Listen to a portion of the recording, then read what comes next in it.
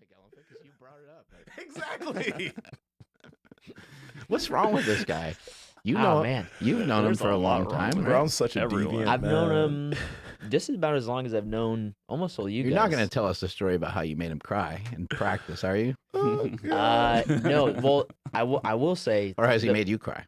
No. He's never made me cry. He's beat the brakes off me like 4 times that I can count. But there was one time. That's not very nice. There was No, one he's time. a bully. You're a lot And this larger is than like- this guy. There was this one time where Cassio had to start on someone's back, and I started on Nsima's back, choked me out. and I'd have one choke that like Yes. It's hard for works. people to escape. well because like my arms are smaller than Nsima's shoulders and neck, so it's hard to pull it out once it's set in. And I got it. no pulling out. And, that's right. Pull-out game is not good. But I got it, and then Nsima tapped, and like Cassio was there, and it was in front of Cassio's chair. And So if there's you're rolling in proof. front of Cassio's chair, like it's like the high pressure spot. Yeah. And I got wrecked so bad Oh. for the next whatever it was, like 5 minutes and 30 seconds, because we do 6-minute rounds. I thought you were going to say next couple months. Yeah, Pretty well, much. That too. basically the next couple years. Between that and then when we were training here, when the gym closed, it was just me and Nsima in the gym. That was Yeah. rough. I have all those saved on video. Yeah. Every video is me just getting clapped left and right. Just getting worked. I'm pretty sure you tapped me a few times when you did positional stuff. You tapped me a few times. I think it was just the one. I would remember. You've been keeping score. Yep. It's like a pent up aggression, and it's an issue when like everyone else has to come in and separate you after he's tapped like 20 times, right? Yeah. I've never seen Like, what's going on with Josh, man? Like, what's he so upset today? You won't believe what he did at work today. Oh man. Getting fired up. Yep. So what's going on, man? You started off our show and you like signed off. What are you doing? You kicking us off the team? Yeah. Yep, that's right. You guys are all out. This What was is, it like researching yourself? That was so weird. I thought it would be easy. Like I thought that would be the easiest guest description because it's like I don't need to do anything. And then I realized like, what do I even say in 90 seconds about myself that's like vague enough to where people don't sign off right away and be like, "God, screw this guy," but not so much where it's like this guy's making his own description and sounds really, really good. I pray to God you spoke about yourself in third person. You did. I did. Yes! I did. Don't you listen to him when I said that? No, he doesn't. I do. No, he doesn't. I do. I just It's just like the warm ups or whatever you guys talk about. Like That's right.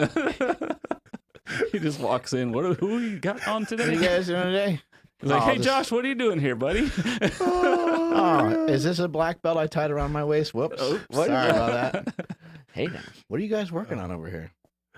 Anyway, yeah, give us a little background. What the hell happened? What are you doing? You're out of here? You're out of slingshot? On You're out of Friday. super Yep. training? Friday's my last day. This has Boo. been Boo. For real. Yeah, what in the hell? fuck? this has been like, to be honest, like the craziest experience I've almost had in my entire life. Just the series of events that led to just everything that led up to going to college for strength and conditioning, and then having it originally started as an internship, which we didn't have an internship program here. Mhm. And I asked you, and I said, hey, like I'd be your intern, and you said we don't really do that here, like the T'Challa meme. We don't really do that here. Yeah. Make it up. But just how everything is been going over the past couple years has been amazing, and all the different things I've learned. It really has been like a second college education, just with all the people that are surrounded within the slingshot community, just the team members we have here, but then also the people that we've been able to bring in and connect with outside of slingshot. And so with that, I was able to start my own company, Settlage Strength, and work with jiu-jitsu and wrestling athletes all over the world now, which has been pretty sick, helping them get stronger, helping them decrease the risk of injury and improve performance and things like that. And so now that has gotten to a point where it's grown enough that I need to decide whether I want to continue working with slingshot for the next 10, 20 years, or whether I want to take Settlage Strength all the way for the next 10, 20 years. And as amazing as slingshot has been for the past several years, it's time for me to kind of jump off and take my own thing. Fly. Mhm. How do you have the confidence to jump off? A lot of that I think comes from you and seeing what you've done and seeing what you've built. And I've been You've been listening to the show, listening to the show. taking some notes. That's right. I was listening. So I first heard about you when I was in high school. I was Let's not make the whole show like this. the Although I'm enjoying myself. I first heard about you in high school, and I listened to your episode on Barbell Shrugged, and that they interviewed a lot of CrossFit people, which I was balls deep in CrossFit at the time, which was cool. But then there was this one guy who's bigger than everybody, stronger than everybody, and doesn't do any burpees, and is an entrepreneur. So that was like, oh, like I'm definitely going to tune into this. How does somebody get through life without burpees? I know, right? And you were telling stories about Mark Henry trying to dunk and just all sorts of crazy stuff. Mark, you gonna train today? He's like, no, I'm gonna play basketball. I'm like, okay. He's like, you want to see me dunk? I'm like, sure. I'd love to see a 400-pound guy dunk. And he was dunking, kind of. It was pretty. Okay. It was Kinda kind of counts. amazing. He was ridiculous. Most mutant athlete I've ever seen. Yeah, but just being able to start kind of my interest in seeing what you've built and seeing what you've done, and then being able to get to know you on a much deeper level over the past couple of years, basically you kind of laid out the blueprint for people like me to establish something as, okay, establish myself as a material expert, establish myself as an authority figure on this specific subject, and maybe I can't win an 80cc medal, maybe I can't be an Olympic gold medalist wrestler, which are things that I used to want to do and was really invested in. And then I kind of discovered, like, wait a minute, maybe this is my niche over here, being the best strength coach for all grappling, jiu-jitsu, wrestling, judo athletes in the world, and being able to establish my name that way. So ultimately, the confidence comes from watching you do it, Nsima, with what you're doing, watching you do it, Andrew, with what you're doing with the podcast and things like that. So a lot of it stems from you guys. So I know a lot of guests have come through here. And I'm curious, like, which of the guests do you think had some of the biggest impacts on, like, maybe the way you look at how you program? I know when Phil came here, Yeah. like, you clicked immediately. So which of the guests do you think were super beneficial for you? Because, like, a lot of athletes that are jiu-jitsu athletes and grapplers are probably listening to this episode because of you. So they're probably curious of, like, who else should I look at in terms of information that might be useful for my sport? Yeah, absolutely. Phil DeRue was probably the biggest one. Yeah. I had been thinking of a lot of different ways to train and a lot of different kind of pulling from bodybuilding, pulling from powerlifting, pulling from even from some CrossFit stuff, and was having a little bit of a hard time blending all those things and not sounding like, hey, you're going to do this CrossFit workout for jiu-jitsu, or you're going to do this 5-3-1 workout for jiu-jitsu or wrestling, which those things can work, but having an equal balance between all those things is really important. And when Phil came the first time, that was like getting plugged into the matrix and seeing how he put everything together. And I think what he's doing is even a higher level of complexity, since he's working with MMA athletes and they get hit in the head and they get kicked and they do all this stuff. And so seeing how he was able to do that with MMA athletes and then kind of condense it down for jiu-jitsu and wrestling athletes was really helpful. Stan Efferding, of course, I've listened to basically every episode we've ever done with him 2 or 3 times over. Jim Wendler recently was a big one because everything he does is so simple and it's easy to understand. And when you're working with high school wrestlers, they don't really care that much about periodization. They don't really care that much about why you need to go.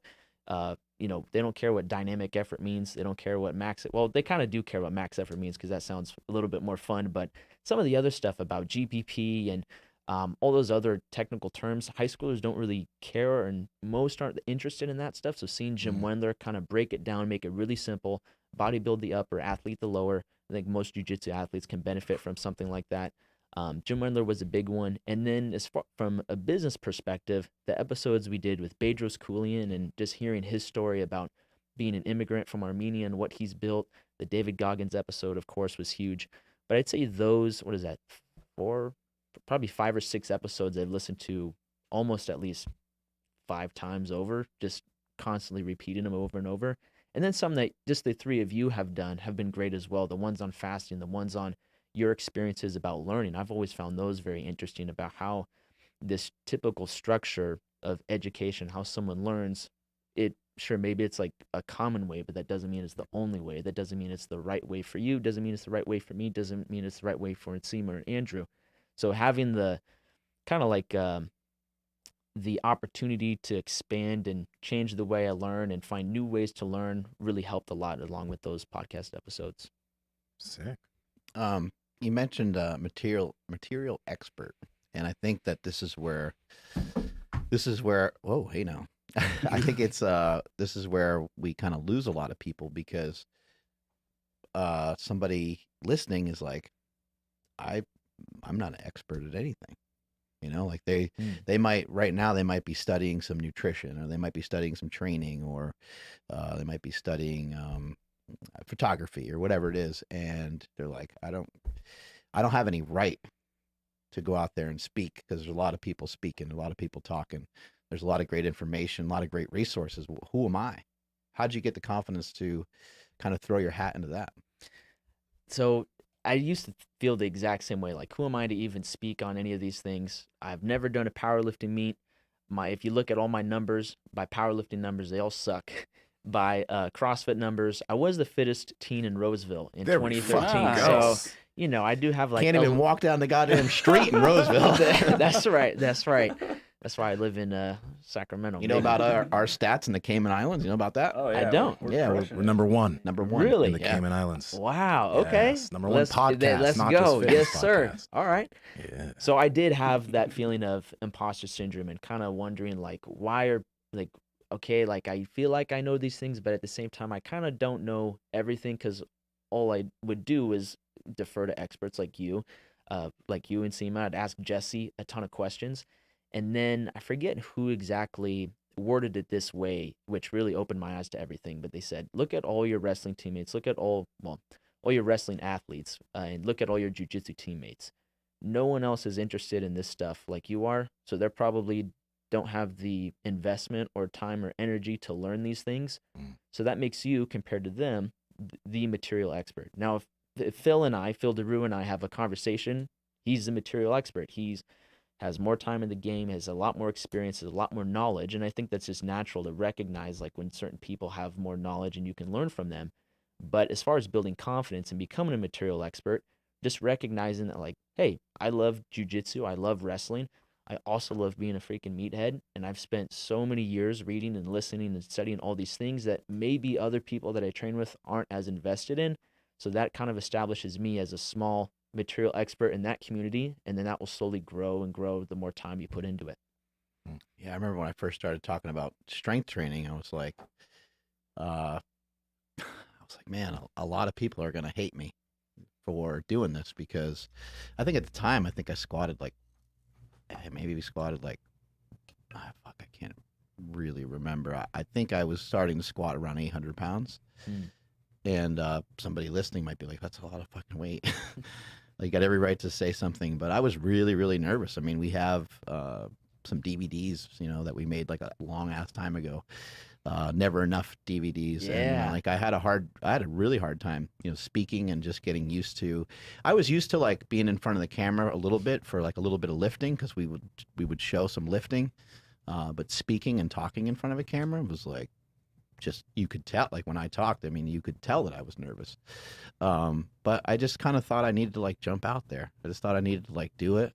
And I think the only way that you really truly end up learning, and the only way to become a material expert, is to share material.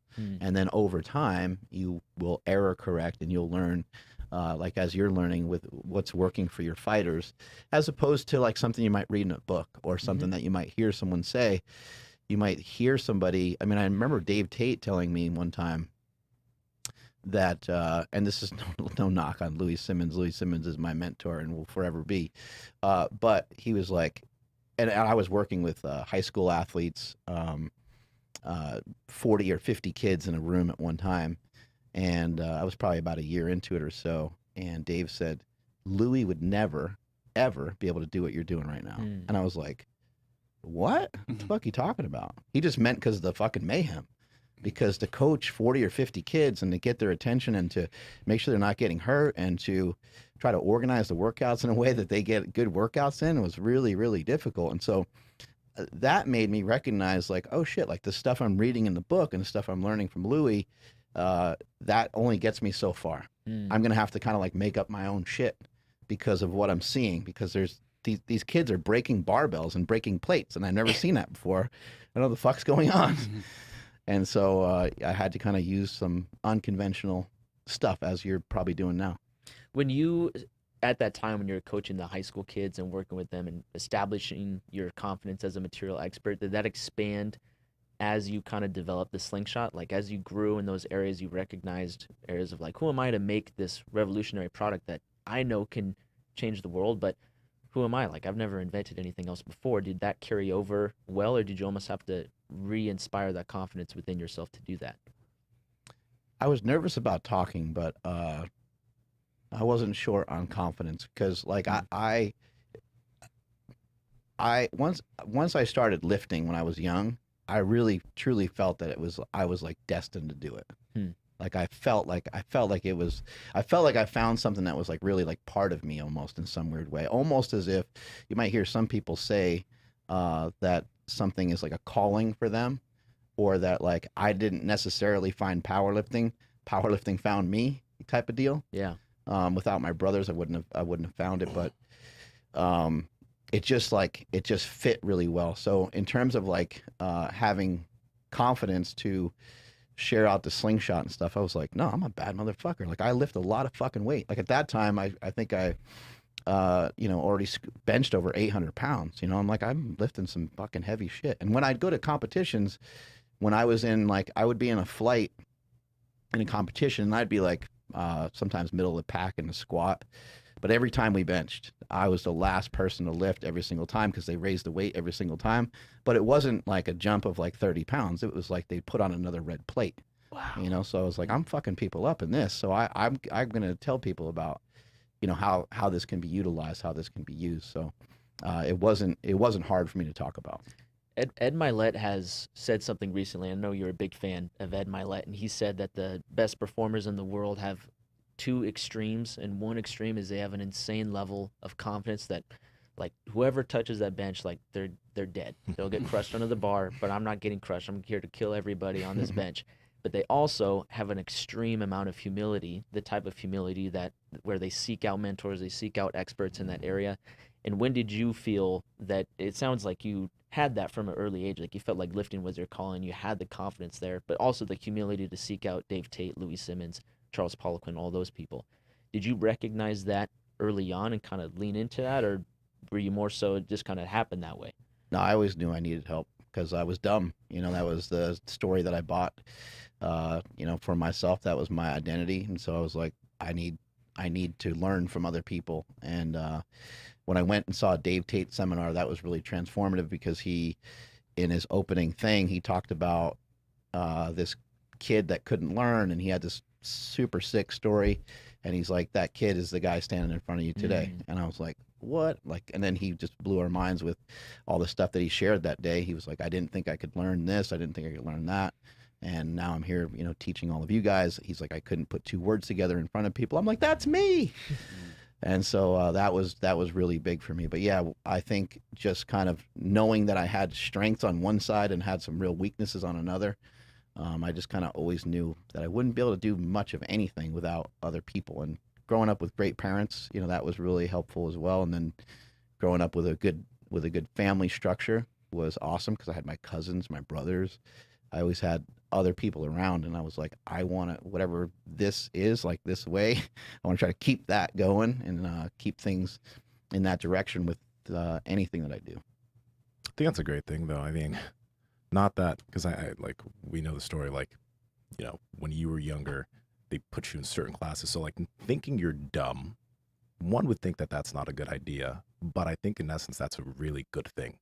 Because you want to realize how much you don't know, and then you seek that out. But if you're like, oh, I'm super smart, I know all this, I'm super intelligent, I got this, then you're going to be kind of stuck leaning on what you know 100%. And what you do, But I'm curious, man, with you, working with so many high school athletes, first off, how has that developed in the way that you work with people in general? Because I don't work with any teenagers, and I feel like that's a different ball game, and that probably opens up a lot in terms of the way you think. And then along with that, when I was a teenager, I wasn't fucking disciplined. And this man is all about fucking daily discipline. So I think it's a really dope thing that you can work with young athletes because you're drilling into them the idea of discipline. So how's that changed the way you work with people? And then how do you get them to buy into the aspect of discipline? Because every teenage boy doesn't care about discipline. Almost every teenage boy. Almost. Sully is a teenage Oh! boy that I like. We were like star-crossed, disciplined lovers because he told me like what he'd do in high school. I was like, my man, like you're speaking my language. But when it comes to working with high school athletes, that was a huge wake-up call right from the beginning. And so when I was in high school, I had led some of the wrestling workouts, and I was just an idiotic wrestling meathead. So everything was 100 reps because 100 sounds better than doing 3 sets of 10. And I didn't understand what I was doing. So when I left for a couple years, went to college for a little bit, and then in the middle of college came back to be the strength coach for my same high school wrestling team, I had this idea of like, okay, we're going to squat on these days. It's going to be structured like this. The first day, nothing went right at all. Nobody knew what they were doing. Like I think Jim Wendler mentioned this. Like, how are you 13 years old and you don't know how to squat? You're like I'm going to work with athletes. This is going to be sick. And Yes. you recognize that they can't perform anything that looks even close to not only a squat, but they can't deadlift either. Yeah. They're like hamstrings are like the tightest things ever. They can't bend forward somehow. You're like, what's going on around here? Absolutely. So that was a huge wake up call, and there was a little bit of a learning curve of like, okay, I can write all this stuff out in a really dope looking spreadsheet, but only 10% of it is actually going to get done in an hour and a half. So that was a big learning curve for me, and that helped me just work with adults and college athletes because they do have a little bit longer attention span. They do have a little bit more structure and discipline in their life to carve out time for these things. But it made things really, really simple. And I think at the time, because I was so interested and because I was so invested in learning about this stuff, I was over 3 sets of 10, and I instantly wanted to jump into the Westside Barbell Book of Methods and go for like the most complicated, intricate type of training because that seems like the secret.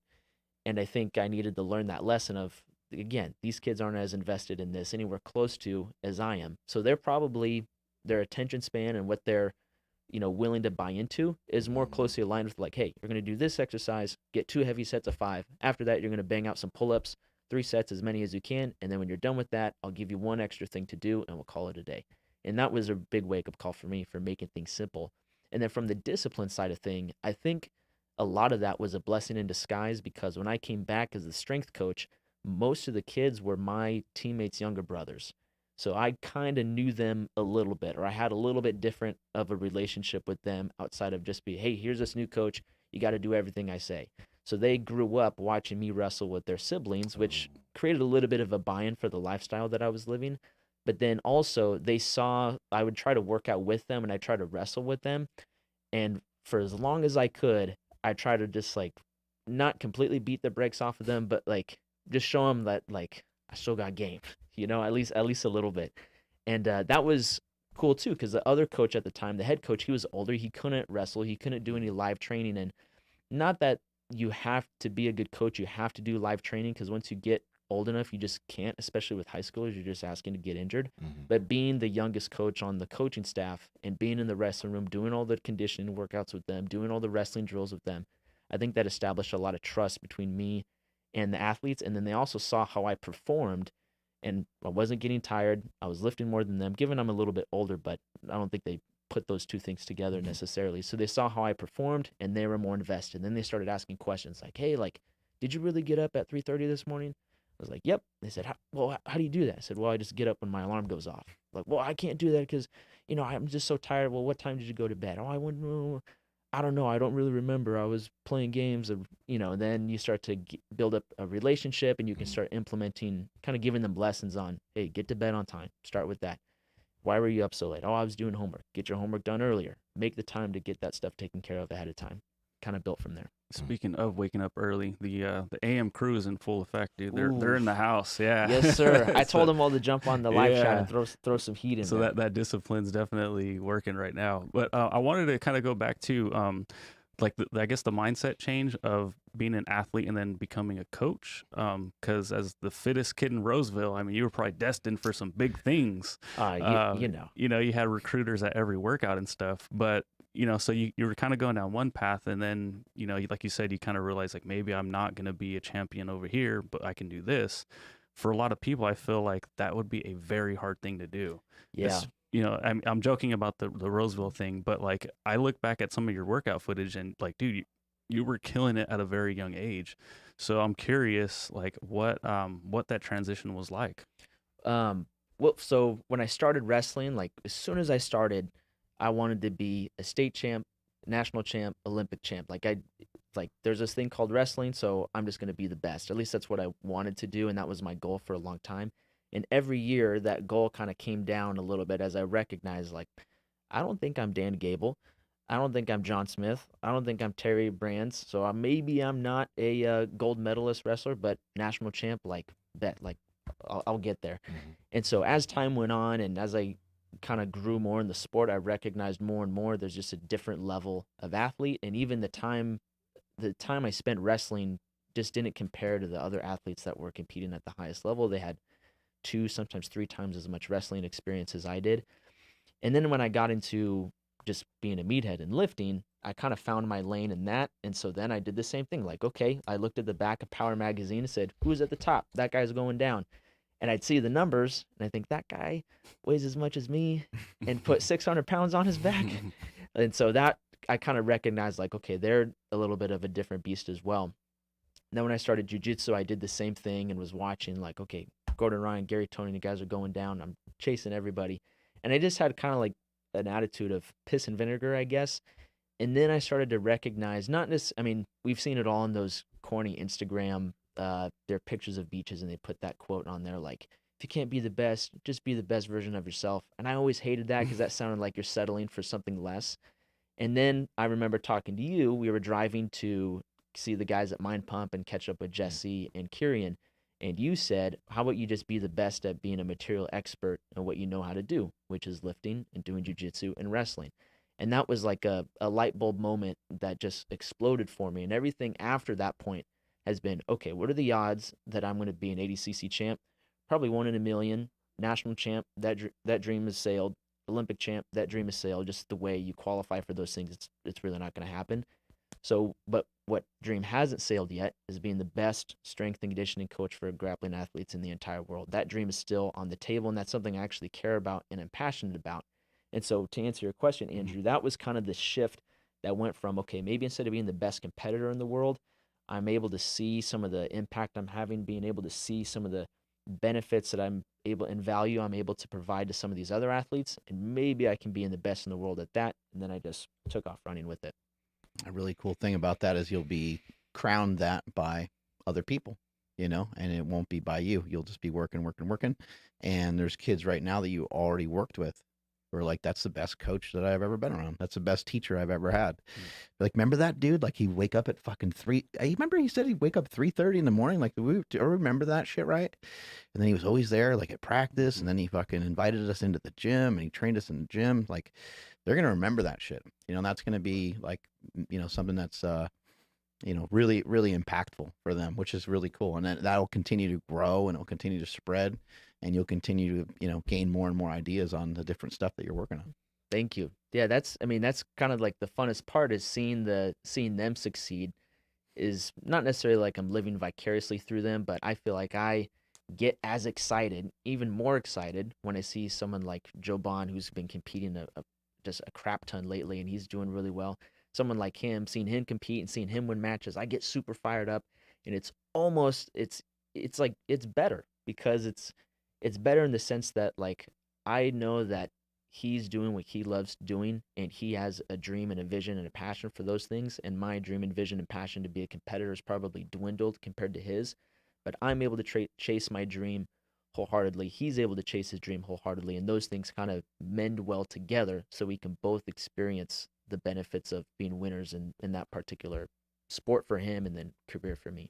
Something I like about combat sports in general is just like being able to really like push the pace, you know, and you watch these athletes pushing the pace and you're like, you know, that they're both tired, you know, and obviously one guy can be better conditioned and maybe he's not as fatigued. But you know, somebody's like getting their ass kicked and the other guy keeps getting stronger and stronger as they go along. You know, just as people go through their day, like I personally like to kind of like view my day that way. Like I'd like to just have transitions from one thing to another that are done like quickly and swiftly and smoothly ish for me. But like I've noticed this when I was training, when I was powerlifting. that the biggest difference between the best power lifters or the best lifters that I was around was the transition from the main exercise that they would do. So the main exercise sometimes would take like 90 minutes because people are really fucking strong and we're loading plates forever. But a lot of people were kind of done after that, and they would help each other out, and they would kind of make excuses on why they didn't get to those assistance exercises. And I was like, I'm gonna have the quickest turnaround time from this damn squat that I'm doing. Once this stupid thing is over with, I'm gonna make sure I get in whatever the other exercises were, 4 or 5 other exercises, and have a good transition and be out the door. For yourself, how have you been able to kind of like manage that, and how have you taken some of the things that you've learned in jiu-jitsu and wrestling and transition them into your life? Yeah. So to give some context, there's something that I would call like the myth of willpower, and they did some study at some fancy school, I don't remember where, but they said, you have a limited amount of willpower, you have a limited amount of not necessarily discipline, but the mental energy to make these disciplined choices. So you make all these disciplined choices throughout the beginning and middle of the day. By the end of the day, your willpower is tanked. Your mental energy and fortitude to make disciplined choices is tanked. So you're probably going to make an undisciplined choice later on. And I think that's like the biggest lie in the entire world, because if you got so many reps of disciplined actions, so what, you can do it in the morning, but you can't do it in the evening. And just because instead of it being a reverse snowball, it should be a snowball, like one disciplined action in the morning, getting up when your first alarm goes off, not your 10th alarm, or not hitting snooze 6 times. Get up right when it goes off. You should only use one alarm. I mean, probably it's a good idea to have more, but you should get up on the first one. So just because you did that, does that mean that you just ran out of energy to have a good breakfast, to drink plenty of water, to do some personal development time?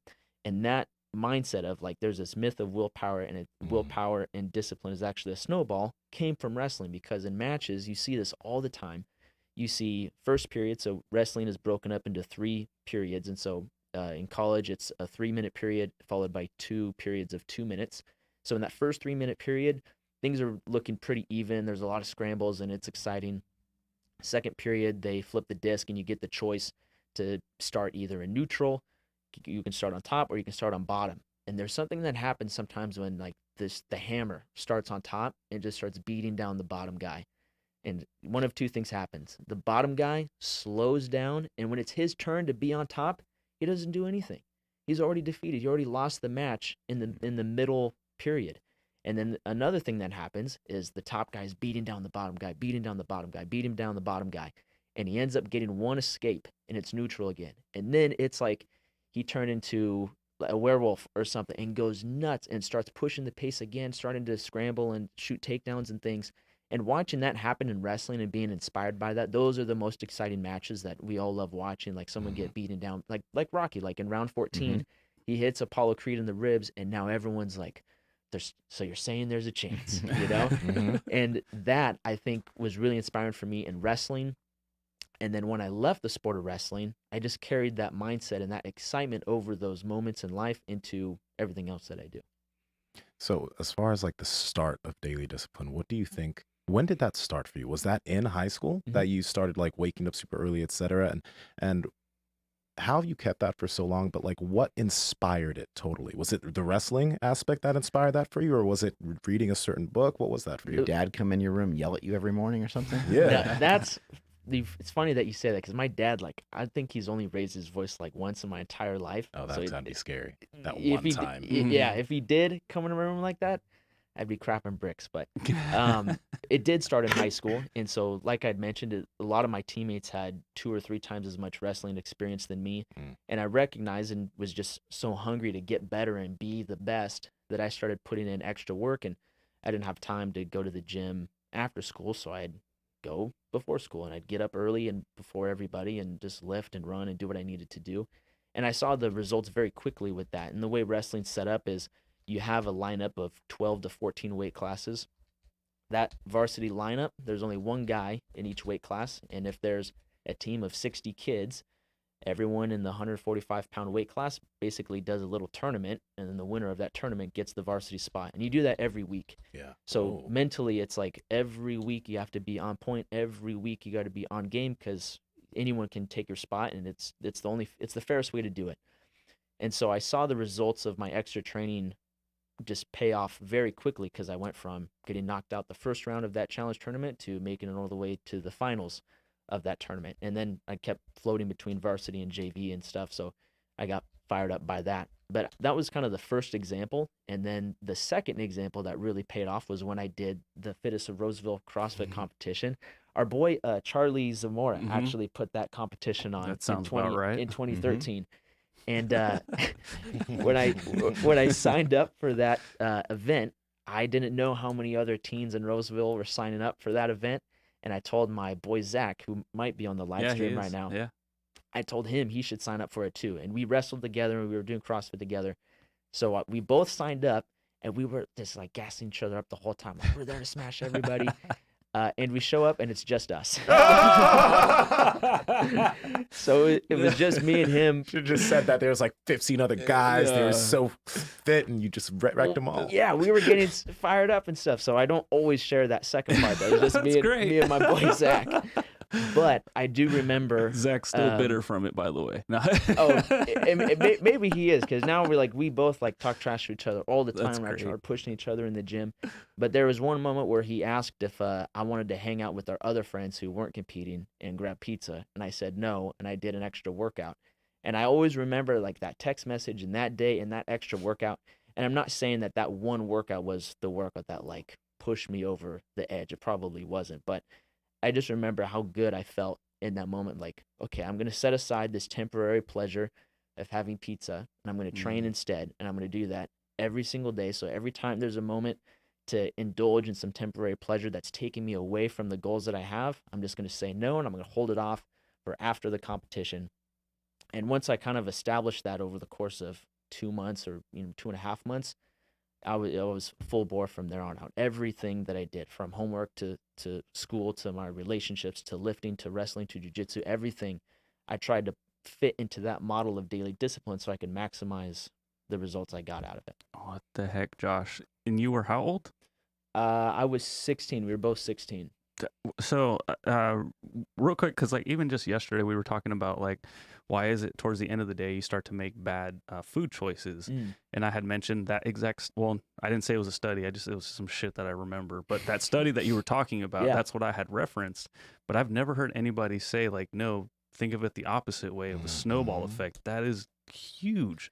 I'm going to start using that now. Go for it. But I remember you already did really well. Why not build upon that further by putting an exclamation point on the day? Yeah, that's so good. But also at your wedding, so talking to your dad, I was just raving about you. I was just dude, I wish I was like him when I was his age. And your dad was like, yeah, me too. And so I'm wondering, where does this come from? Did you just, wake up one day? Are you an alien? Yeah, I'm going to be a savage. And I'm not saying that your dad didn't instill this in you, but his response also was yeah, I wish I was like him too. And so I'm just oh, fuck, I thought he was going to be oh yeah, because, that's how I was. Or I don't know, I made him do burpees when he was 4 years old or something every day, and so that's where the discipline came from. But where the hell do you think it came from? Literally, just. A lot of it was initially was inspired by my dad, and I've kind of always been a morning person. So usually every time I'd wake up, even if I wasn't trying to get up early when I was 6 or 8 years old, I'd see the light. So you know how there's that little half-inch of space underneath most doorways, and I'd see the light in my dad's office be glowing under. The hallway's dark except the light coming out from under the door of his office. And every single day when I'd walk in there, he was always doing some sort of studying, reading his Bible, praying, doing something. Personal development time where he was not distracted until I showed up, but he was taking time out of his day before everyone else was awake to invest in himself and be disciplined in that aspect. And I saw him do this every single day. It didn't matter if it was the weekend, it didn't matter if it was he had the craziest day at work, he did it every single day. And he had one of the those super old school Sears weightlifting sets in the garage. So I'd see him do curls, push-ups, dumbbell French press, one-arm rows, just, classic bro stuff, which was awesome, which I liked. And so that was kind of the first inspiration of discipline and kind of the first example that I saw. And then the other big example was we were hanging out when I was a kid, kind of some of our friends from church. We had the pool party or something. And I remember my dad was talking to another dad, and his son was a couple years older than me, and I looked up to him. He was like the cool guy.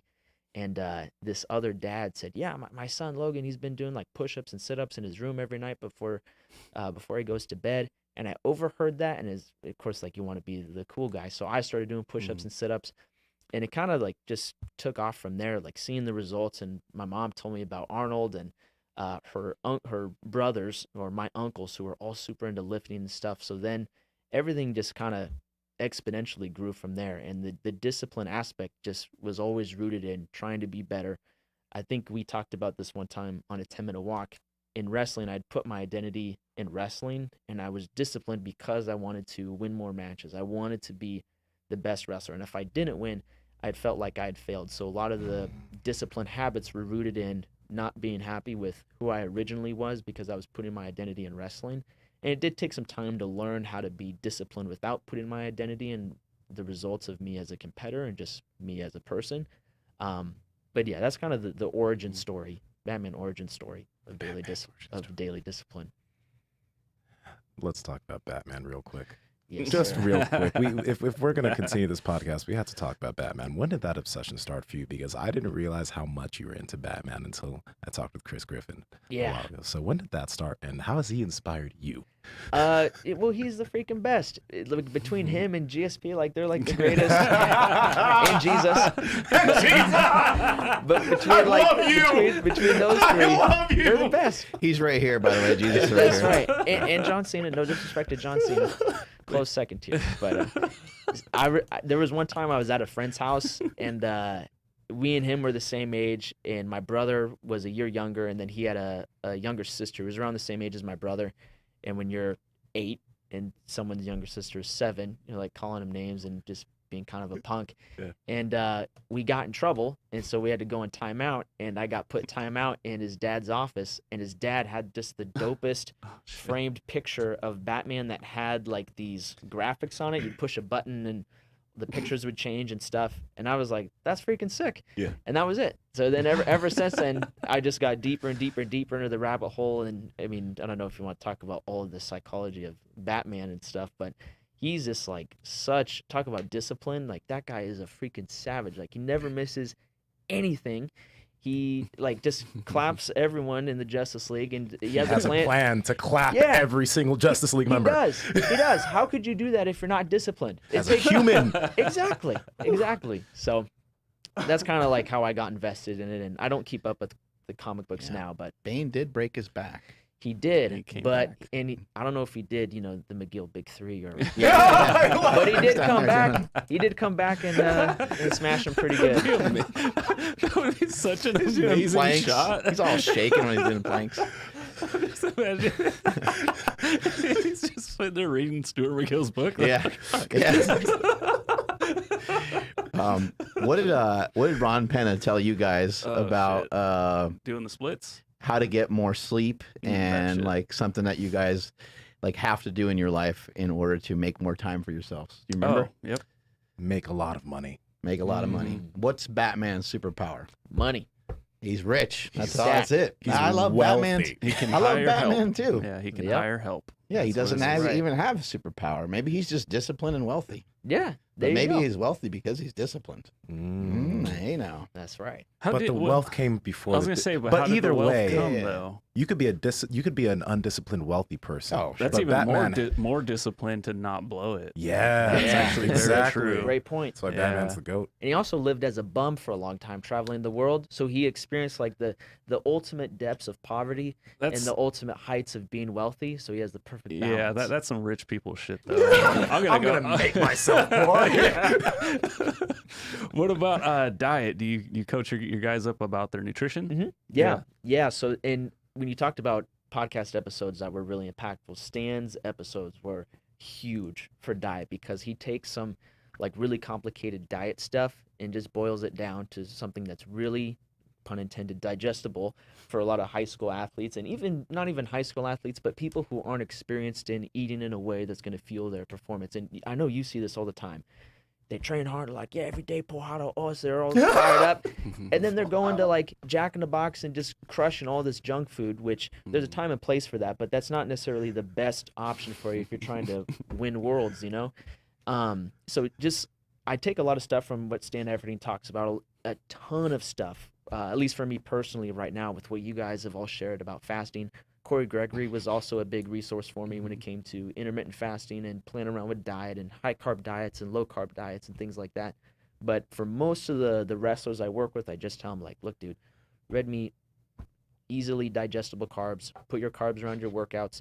If you're getting too fluffy and you're starting to move out of your weight class, then let's have a different conversation about it. And if you're losing weight, just eat a little bit more. Eat what comes from the ground or has a mom, and you're probably going to be okay. Mm-hmm. And a lot of red meat too. Like, that's right. Yes. Are you guilty still of like pushing things off? You know, you're supposed to do something at a certain time, and maybe it's even written down and scheduled. You're like, get to it tomorrow. Yeah. Yep. And I think I've struggled with both sides of the spectrum. One side of like, no, I'll do it later, and then it bites me in the butt later, which is never good. And also on the side of like, I have to do this right now. Like, no, babe, I'm not going to sit down and watch a movie. I'm going to do this thing for work instead, or I'm going to take care of this homework thing instead. And we're not going to spend quality time together. You're going to be doing all this stuff by yourself exactly. for the rest of your life. Yeah.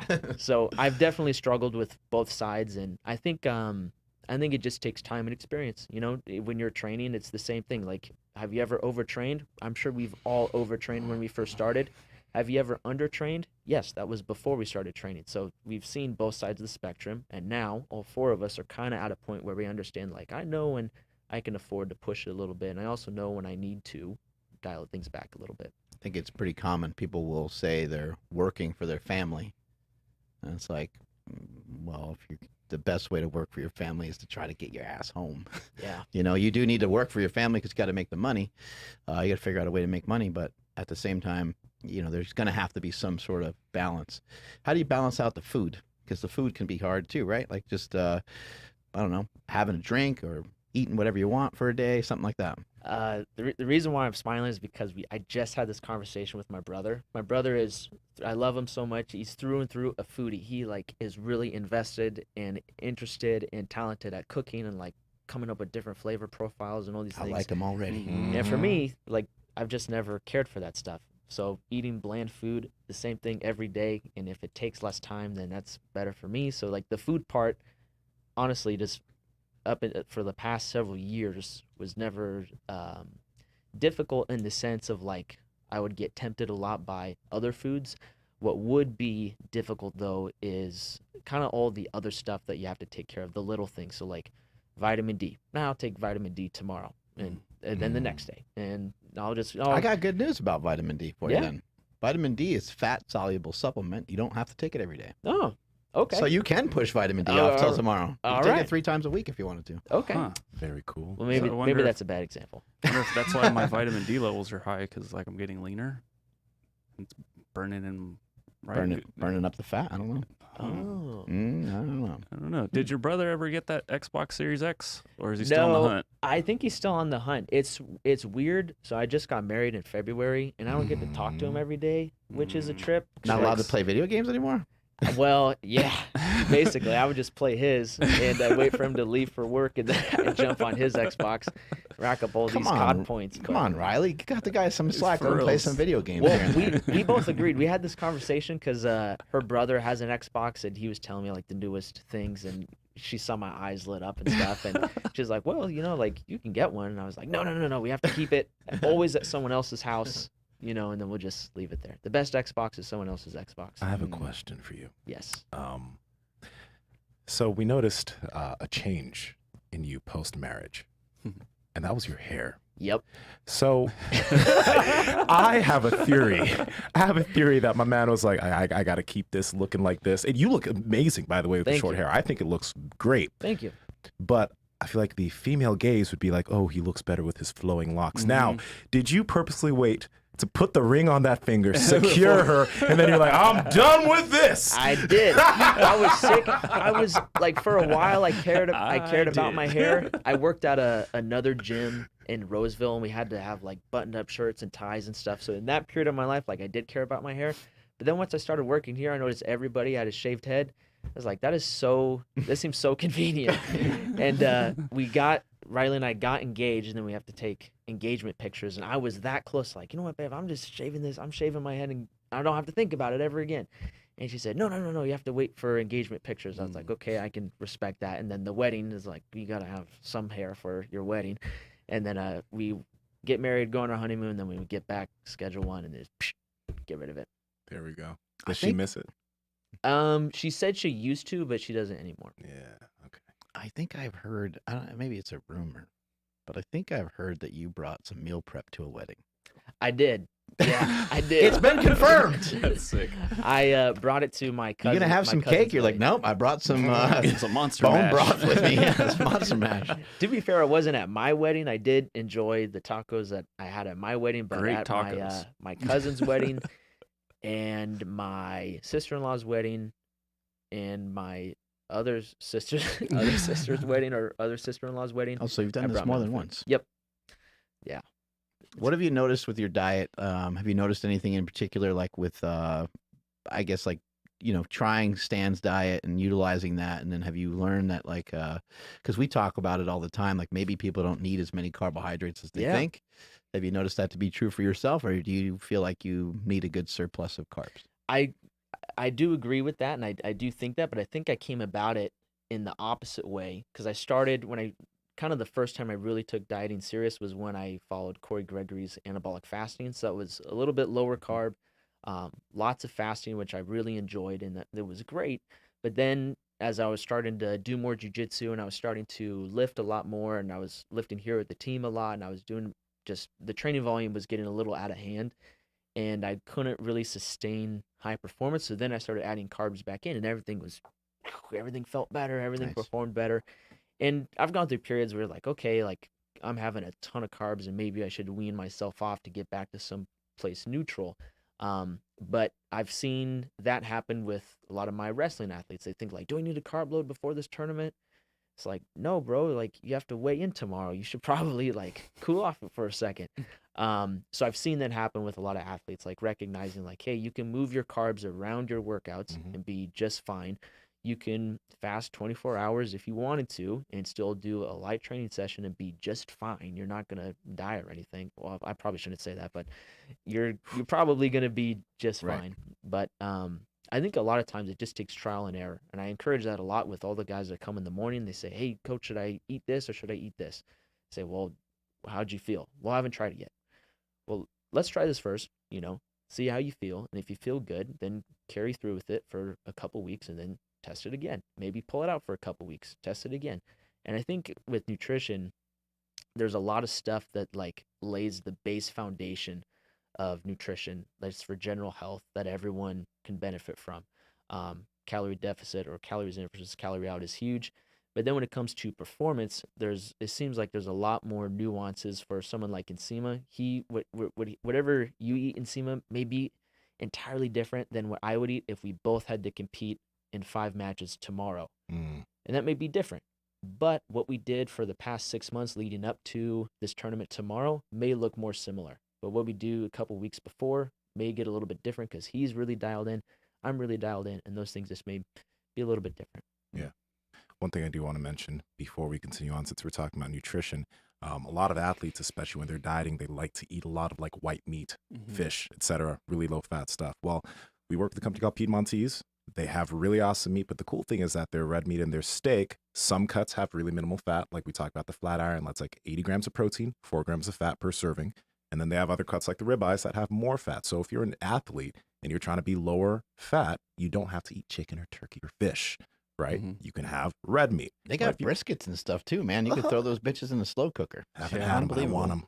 I got a question for you, Nsima. Let's hit it. When it comes to Piedmontese, how do you kind of vary the cuts that you're using as you led up to your last competition in Atlanta? Did you change that at all, or did you just say Piedmontese, I'm getting everything, and I then think you lots just of grab one? burgers, right? A lot. I mean, I eat the hot doggy patties as much as I can, which have a lot of fat because I generally do low carb, high fat. So the fat always just stays high. But the thing is, I do have to get through my lower fat cuts. So I will just add them in. Okay. Like, because my big thing is making sure I get enough protein in, making sure my fat's high enough. And then I eat carbohydrates, but I eat it on a need to need like depending on how I need it on a day-to-day basis. So if I wake up the next morning, I'm like, okay, I'm feeling good, I'm good. When I get to that night, I'm like, I'm feeling kind of drained. Maybe I'll have some extra carbs before the next morning because, as you guys know, a lot of my workouts are fasted. So the most carbs I'll generally have when I'm focused on performance is usually like maybe 200. Okay. But I'm 240 pounds, so that's not a crazy amount. But I have a lot of fats and a lot of protein. And you can like literally kind of feel it when you're I like can low. feel it. Yeah, I can feel it. And I think that's a benefit because in the past, I mean, you've probably done this too. I used to eat excessive amounts of carbs, like an average 400, 500 a day. So I'd always I wouldn't really be able to tell that big of a difference. But now being lower carb, higher fat, I'm generally good, but carbs can be useful to help me just feel a little bit better. Gotcha. Yeah. And Tell them how to get hooked up, Andrew. I sure will. So we're talking about Piedmontese beef. I mean, hands down, the best beef in the universe. This stuff's incredible. They do have the higher fat cuts, but they have something like the Nebraska cut ribeye. It's a center cut ribeye. It has something like 3 grams of fat and like 80 grams of protein. Also, it's a ribeye too. So it doesn't make any sense, but head over to Piedmontese.com. It's Piedmontese.com. At checkout, enter promo code Power Project for 25% off your order. And you know, there's tons of different cuts. If you're not sure where to start, you can check out one of our bundles. We have the Power Project Deluxe bundle that really has just a whole array of different cuts that we like. If not, like I seriously highly recommend the flat iron steak, the bavette steak, if you can get your hands on some. They kind of been sold out lately. We've been talking about them a little bit too much. But if not, check out that Nebraska cut ribeye. It's seriously incredible. Again, Piedmontese.com, promo code Power Project at checkout for 25% off your order. Even that 96 lean ground beef that they have, a banana. Yeah, it dude, tastes it's so different good. to me than other does. lean ground beef. It's really good. It's pretty tender. Yeah.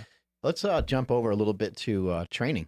Like, how should someone train when they're like, are there a lot of things that someone should be considering when they're in a contact sport, like wrestling or jiu-jitsu or any of these grappling sports?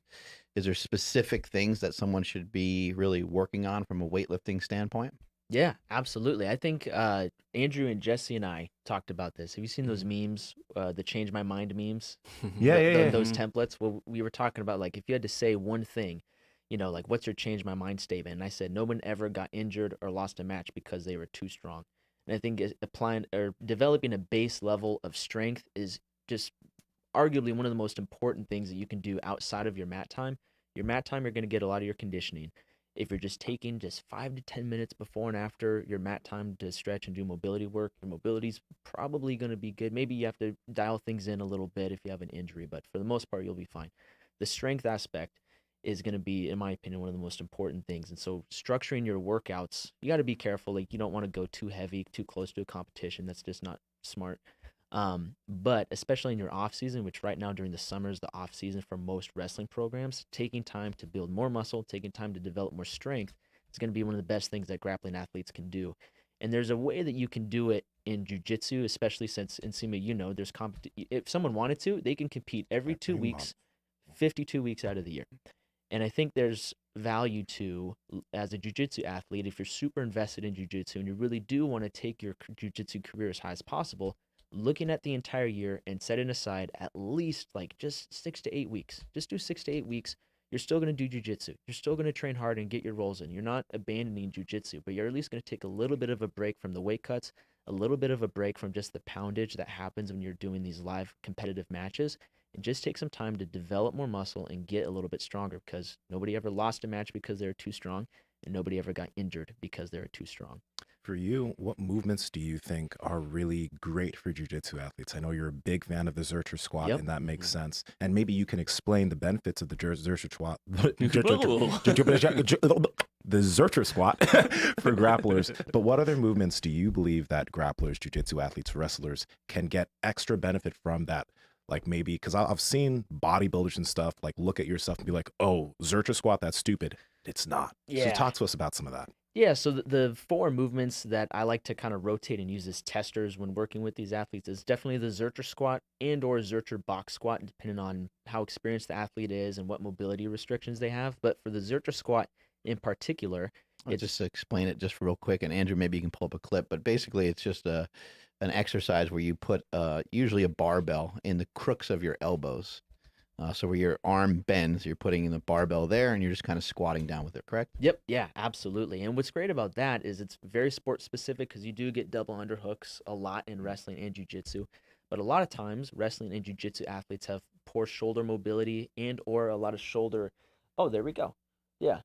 So they have sometimes a lot of poor shoulder mobility or shoulder injuries, and it's maybe not the best idea to cram their arms and elbows back under a straight bar. If you have a safety squat bar or something like that, you could definitely use one of those, but most high schools, most jiu-jitsu gyms don't have safety squat bars and other types of special I used to bars. just actually wrap like a t-shirt or sweatshirt around a regular bar just to make it a little thicker so it didn't hurt Yeah. as bad, because I actually got into being able to handle some pretty good weights on that. But a Zercher squat, it's working your hips, it's working your quads, but it's working your stomach and your Yeah. stabilizer muscles just in ways that they maybe otherwise just aren't getting worked. Yeah, it's and that's part of what makes it great is that you get a lot of posterior chain, hamstrings, glutes, low back, a lot of posterior chain activation. You also get a lot of core activation, and the biggest thing that I think is awesome. It's great for strengthening your upper back. Nsima, you're very familiar with this. One of the key things that happens when you start to lose any sort of position in jiu-jitsu is your posture gets broken down. And when you're wrestling, the only way you can shoot in on someone's legs is if you break down their posture and get them out of their wrestling stance. And so using the Zercher squat to strengthen the muscles of your upper back so that you can keep your chest up and maintain good posture is going to be huge. Yeah, we know how fucking strong Nsima is, and that weight is kind of pulling him forward a little bit. So it's really challenging exercise. It's awesome. Yeah, I was gonna ask, like, is there a progression to, other than just using light weight at first? Is there something else that somebody can do? Because I'm picturing, like, I'm seeing this and I'm like, fuck, I should probably start doing these. But I just know how wrecked my back is. Like, it's gonna take me a while before I can, I don't know, even do a quarter. So is there anything other than just keeping the weight super light at the start? Is there something else I could be doing? Yeah, so for anyone that has, a lot of mobility restrictions or even just a beginner, most high school athletes that have never touched a weight before, I have them start with the air squat, which is pretty basic, but then just transition to a goblet squat. Holding a kettlebell or a dumbbell up by your chest, you get a lot of the same benefits of strengthening your upper back, getting some lower body activation in there as well, getting some core activation.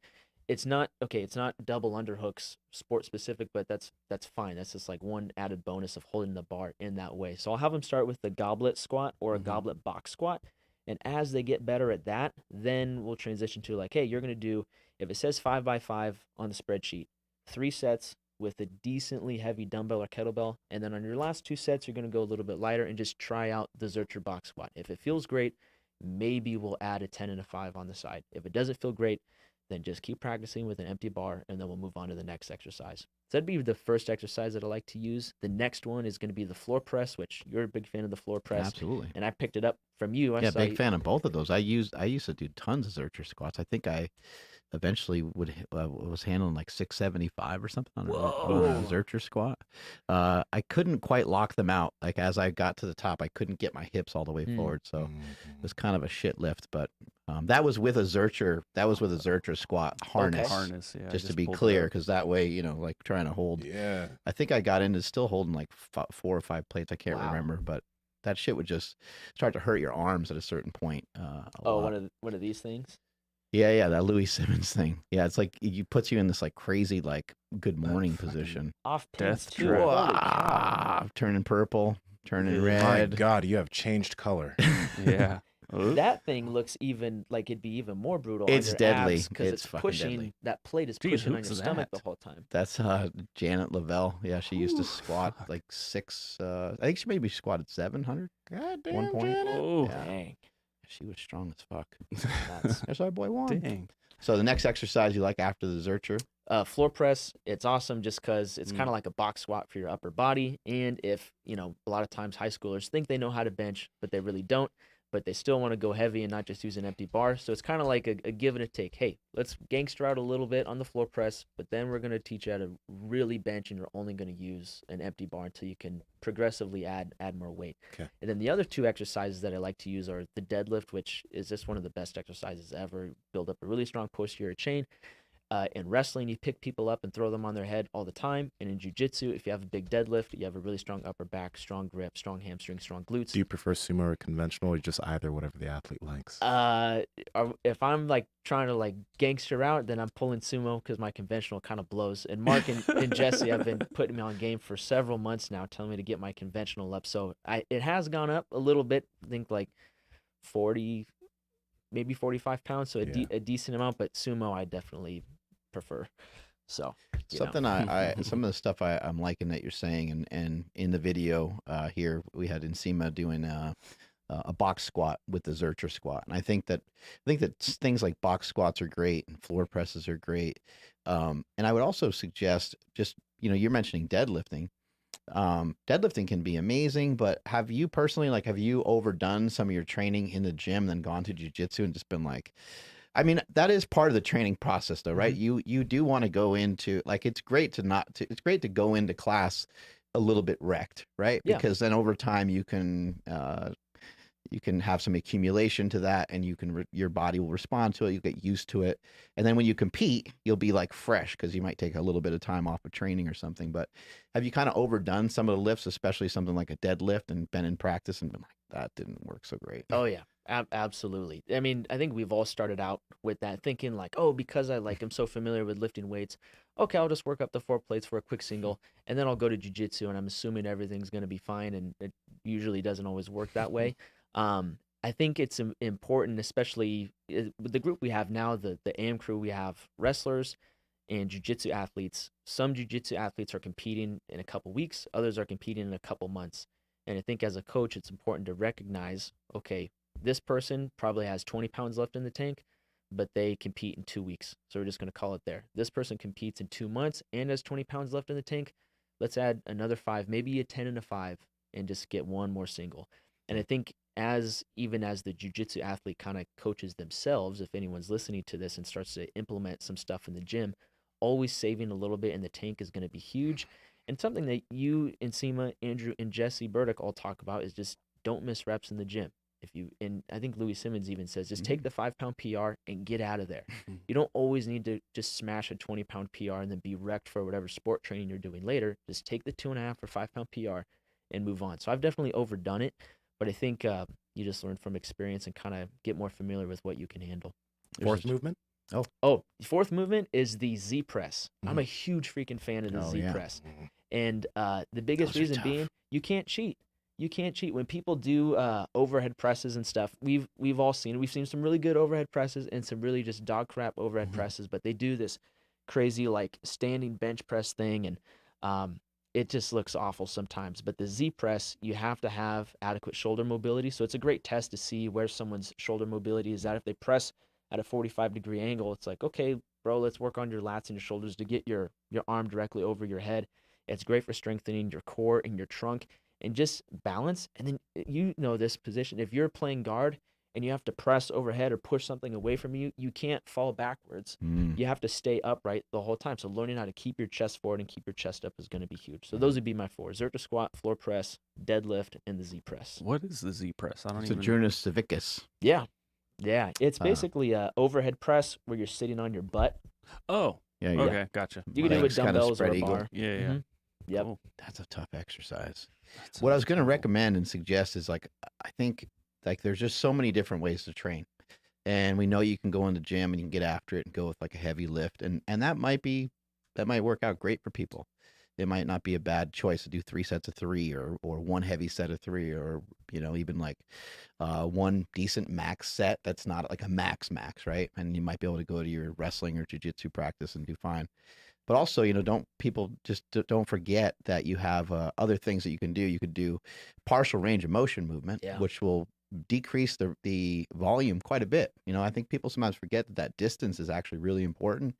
And for athletes, I think like doing things like a rack deadlift or a deadlift where the weight is raised up a little bit can be really, really beneficial.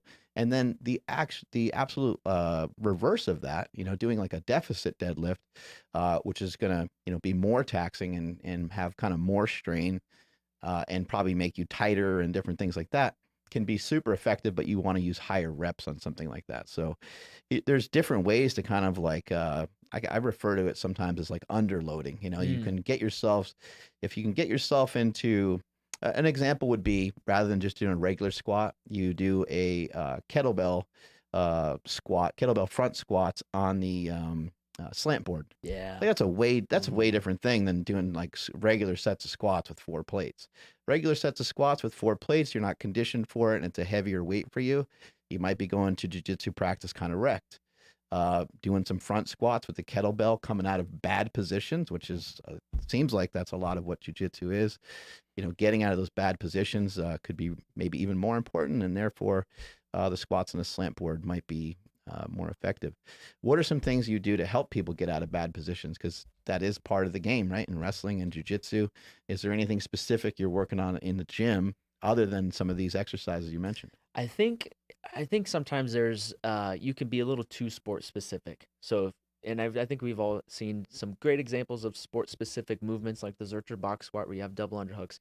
But then we've also seen some really bad examples where you're standing on one leg and you're trying to do a collar drag with a band and a kettlebell, and like it's fun to play around with that, but that's not always practical. And I think in wrestling and jiu-jitsu, when it comes to escaping bad positions, the more of a base foundation of strength that you have, as long as you just dedicate adequate time to learning how to escape those positions, that's going to be a better option for you. The floor press, is very specific to getting strong, but that's the absolute worst way to escape bad position in jiu-jitsu. And I get lit up sometimes in comments of people saying you should never do floor press because if I'm mounting you and you do that, I'm gonna break your arm. And it's like, okay, well, time and place, dude, right? And so John Danaher has talked about this, how he's emphasized just a really he just put a lot of emphasis on drilling escapes and learning how to escape bad position. And I think in jiu-jitsu and wrestling, that's huge. And thankfully, my wrestling coach was really big on that, drilling certain positions, learning how to get out from underneath somebody if you take a shot and they sprawl on you. The stronger you get, the more you're able to use those techniques more effectively and with a little less energy. Or if you put a little bit more energy, they're a little bit more powerful and they have a little bit more oomph behind them. So specifically for escaping bad positions, I think just establishing a base level of strength and then really taking the time to learn how to escape those positions in your technique training and your mat time is good. Having a good skill set, Yep. which is something that people aren't normally intimidated by it, but because people are usually like, holy fuck, that guy was really fast. Yeah. Like I couldn't keep up. They might say, the match went long and I got tired and he didn't and he fucking killed me. Or that guy was really strong. I think maybe where somebody might recognize the skill set is as you go deeper into the sport. Yeah. And you're like, that guy wrecked me because he's better than me. Yeah. He's got a better skill set than I do. Yeah, absolutely. Absolutely. And Nsima, that you bring up an interesting point. As someone that's come from, like, until you went against Chad Wesley Smith, no one probably has ever been close to the levels of strength that you developed in the gym. So how did you kind of dial yourself back a little bit so that you didn't you have as a white belt, you start with like, okay, I know 5 moves. I'm going to go full bore on all 5 of those moves. But full bore for me versus full bore for Nsima is very different just because he's much stronger than me. He's been lifting longer than me. So did you put almost like a damper on yourself or like a limit on yourself to like, I'm not going to push as hard as I could? Yeah.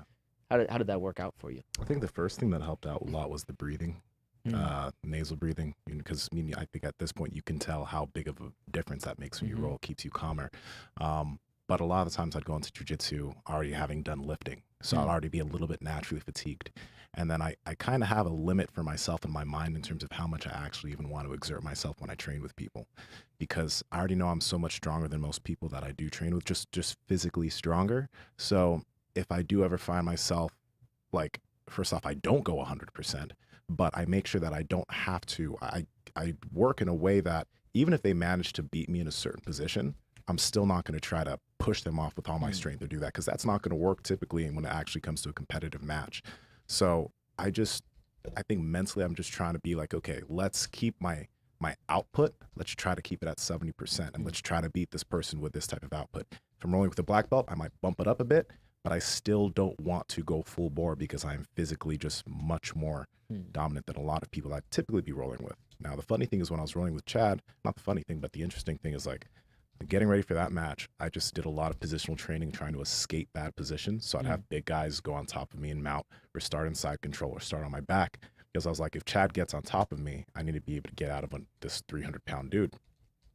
But because I play a lot of guard, and at the time he was very stiff, he wasn't that hard to deal with, even though he was very strong. So I think that's a big thing in jiu-jitsu. It's like someone can be very, very strong, but if they can't move, then that strength is almost useless because they're stuck in these, and you Can't probably know move that. and or get tired. Or get tired. Yeah. You're done. So I think that's a big thing with what you're probably doing with your athletes is your athletes are getting brutally strong, but your athletes are also able to move. Absolutely. Did you do any of that for wrestling, like limit yourself because you were coming into wrestling so strong, or was it more common for people to have that extreme base level of strength in pro wrestling compared to jiu-jitsu? Well, pro wrestling is just kind of just totally different animal. But, I think to go along with what Nsima is saying and just kind of this overall theme of this podcast in general, what we talk about often is, it's weird that like when it comes to lifting, I guess because we we get so motivated and fired up and excited, and we see the old videos or not even old videos, but you see videos of bodybuilders, lifting and screaming and people getting jacked, and we see power lifters, headbutting the bar and bleeding, and it's all cool, it gets you fired up. But whenever you're really trying to like retain something, like whenever you're trying to condition your body to hold on to anything and to additionally not just hold on to it, to make further progress in it, you don't sit down and like try to read a book and you're not like, you're not trying to like read it as fast as you can and shit. And if you were to like study for a test or something, sometimes people do that, right? They cram. They study the last minute. They study, midnight till 3 o'clock, and then they have their test at 8 a.m. And they could have done a lot better if they would have done it at a different time in a more timely fashion with better efficiency. That's how you're able to retain. That's how you're able to make progress. It always works that way. Or we see people do it with their diet or their training, where they're, I'm going to start on Monday, and they try to go all in. And Monday's a 1,000-calorie deficit. Tuesday's a 1,000-calorie deficit. Wednesday rolls around, and man, all that's dancing around their head is pizza. They're running and they're lifting and they're, playing their favorite, Rocky montage over and over again to get hyped up every day, and just kind of running off of fumes. So things just never really work that way, where we're going to get the most out of like going too hard on anything. And even in professional wrestling, I mean, you had to take things you could just like totally fuck each other up. You had to take things really slow. You had to make sure you had to trust each other a lot. Just like you guys got to trust each other with each other's bodies. Somebody wrenches on something, it's got to be tough because you are trying to get in practice. You are trying to work together, but at the same time, like you're trying to it's practice, but you're trying to win, right? So I could see where occasionally you might get a little angry, a little like even frustrated. Oh, I finally got this dude's arm. You know what I mean? But it probably helps that you guys see each other every day and you're like, that's not the way. And also, I'm sure there's probably a pecking order where someone put your ass in line if something like that happens. Yeah, absolutely. That I feel like, and correct me if I'm wrong, Nsima, but I feel like that happens at the lower belt levels. And then usually, like, as soon as it happens, like, your next roll is, like, an upper belt. They say, like, hey, like, that was pretty cool what you got there. Like, oh, thanks, man. And then you just get destroyed for 6 minutes straight and remember that, like, oh, yeah, that doesn't mean much. Like, I shouldn't be doing that. Yeah. We had a question from Ray in the chat, the live chat, and just simply asked, is 30 years old too old to start jiu-jitsu? Nope, not at all. And what's been cool about jiu-jitsu is that it's different from wrestling.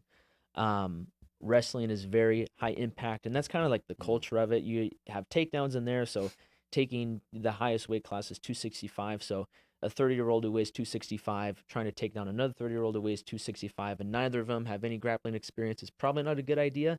But with jiu-jitsu, it's almost infinitely scalable. You don't have to start on the feet. You don't have to start from a really complicated position that really strains your limits of flexibility. You can start at the most basic, just the easiest position, and work from there. And I think that's what's kind of helped it be so popular and has included so many members in the total jiu-jitsu community, and why people enjoy it so much is because there is a starting point for everybody.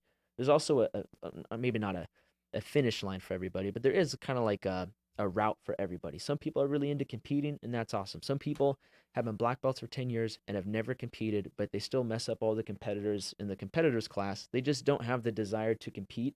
And it's almost like a choose your own adventure book. So you said his name was Ray. So I would just suggest, Ray, wherever you're living, try to find a jiu-jitsu gym near you and just do the 2-week trial or the 1-week trial, and then try out the other gyms in your area and see if some of those gyms are a good fit for you. And then just ask lots of questions. Tap early, tap often. Don't be a jerk. Please remember what he said right there. Tap early, tap often, because some people are too gung-ho about holding things and they hurt themselves because they don't tap. And then another thing, Ray, is I don't know how it was for Josh, since Josh had a grappling background, but for me, jiu-jitsu was very frustrating for quite a while because grappling made no sense. Like, I didn't understand underhooks. I didn't understand all these things. So kind of getting yourself used to those movements takes a while. It's like a lot of things are going over your head. Every time the instructor's talking about something, you're like, wait, what? What? So be ready to be frustrated for a while, but just understand that that is part of the process of learning this new physical language, and that's okay. Yeah. Are there any, like, I don't know, I don't want to say use the word chronic, but like, is there any like nagging injuries that, like, you know, I guess experienced jiu-jitsu practitioners get that somebody should be aware of when looking at this? Like, you know, I got my lower back has always been bugging me. So the way I feel right now, if I were to just lay down on the floor, like, that's going to hurt me. So I have to, like, I wouldn't be able to, I know Nsima's been like really pushing me to start. But like, is there anything that somebody should really like kind of take into consideration when they do start? Yeah, absolutely. I think, low back is a big one. There was a study, I forget which college they did this study, but they basically did a survey of college wrestlers and I think Olympic judo athletes, and maybe they had some jiu-jitsu athletes in there. But the most common injury sites were their knees, shoulders, low backs, and then of course their freaking neck. So going into, if you're brand new to starting jiu-jitsu, at least go in planning on doing some form of self-care for your knees, your low back, your shoulders, and your neck. And the neck's probably the sleeper one that most people don't expect. I mean, they see people get choked out, but they don't necessarily think like you're going to get some serious neck problems. And I know for me, like, I've had tons of neck issues that have just been driving me nuts for years. And so I've had to do a lot of work to kind of mitigate those and fix some of those things. And when people come to me and say like, hey, like, I saw you train at Casio's, I'm going to slide through and, you know, do my first class, I'll tell them. And if I'm drilling with them, just say like, hey, if it feels tight around your neck, like, it might be a little too late for you to be tapping sometimes. Like, if you really feel that pressure, as soon as you feel a little bit of it and feel like you can't escape, just tap, because you just started. You're probably not going to escape if you just keep fighting out of it, and you might just mess yourself up even more. Makes sense. Give us a little background on the Hey Now story. Oh man. Okay. So like I said, I started listening to Mark in high school. I was in math class watching him do Good Mornings, and I hid my phone behind my math book like this and had one headphone in my ears, and he would just say "Hey now" at everything, and it's usually like on something perverted or sexual, and I thought it was funny because I was 15 at the time, and I still think that stuff is hilarious. It is. So when I would say that all the time. And then when I met my girlfriend and we started hanging out and stuff, I'd say it all around her. So we'd like go to church or we'd be hanging out with their family, and they say like, man, like this, you know, this meat is so juicy. And be like, hey now. and most of the time I got dismissed, and then probably 3 or 4 months into us dating, she finally said like, okay, why do you keep saying that? Why do you keep saying hey now? Hey now. I think you like shouted at a movie or something, right? Or Yeah, you said it to her, like you leaned over, like hey now. Yeah. We were in a movie, and I can't even remember what they said, but it warranted a proper hey now. And afterwards, she's like, "Why do you keep saying that? Why, like, what does hey now mean?" And She's about ready to drop your ass at this point. yeah. So, but now we're married, so hey now.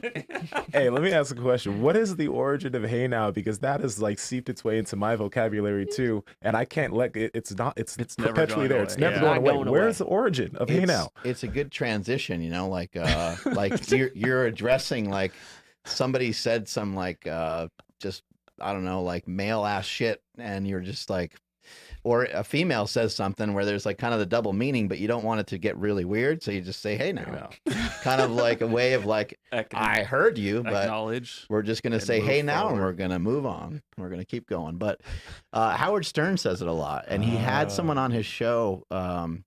I forget, it was like one of the guys from like Star Trek or something. And Stern would hit the button all the time and he'd go, "Hey now, hey now." He'd hit the button all the time. Okay. Would he use it in the same context, like as a transition piece? Or yeah, like he would. Yeah, he would hit that button like whenever somebody would say something like sexual or something weird or whatever it was. Yeah. That's amazing.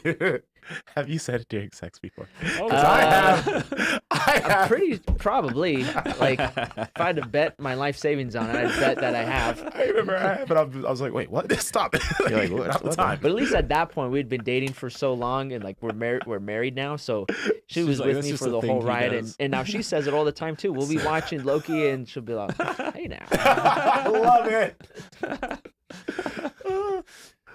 We were talking a little earlier about some hip hop, and you were saying that you listen to a podcast and you just dig into lyrics and stuff. And I found some of that to be fascinating. Some of that get you inspired, some of that get you fired up. Yeah. Oh man, absolutely. Andrew and I, at least once a week, probably unplanned, talk about hip hop all the time. But I love music, even though I don't play any instruments. I think as meatheads, we all kind of like have a different affinity for music than maybe a musician, you know, just like what music we listen to going into the gym that gets us fired up, or what music we listen to get fired up for jiu-jitsu or wrestling practice or whatever.